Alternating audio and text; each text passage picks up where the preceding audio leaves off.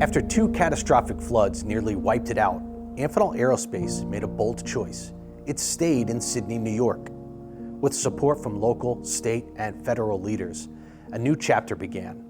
In 2013, construction started on a state-of-the-art factory built 1 mile and 100 feet above the old floodplain. The new facility, which opened in 2014, was modern, efficient, and built for the future. It marked not just a physical move, but a cultural and technological leap forward. Inside, new production lines supported advanced programs like the F-35, while outside, a deep sense of pride and place remained. Amphenol didn't just rebuild, it recommitted. Leadership transitioned from Rick Aiken to Ryan Fisher, and then to Kyle Brown. Under their guidance, Sidney endured a shutdown of military qualified parts and a global pandemic, all without losing its footing.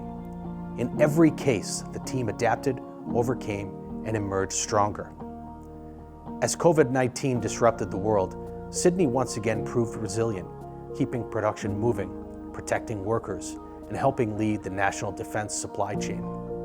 At the same time, new initiatives emerged: a solar farm on the old factory site, the spin-off of Amphenol Military High Speed, and a growing presence in Mesa, Arizona, with a brand new satellite facility.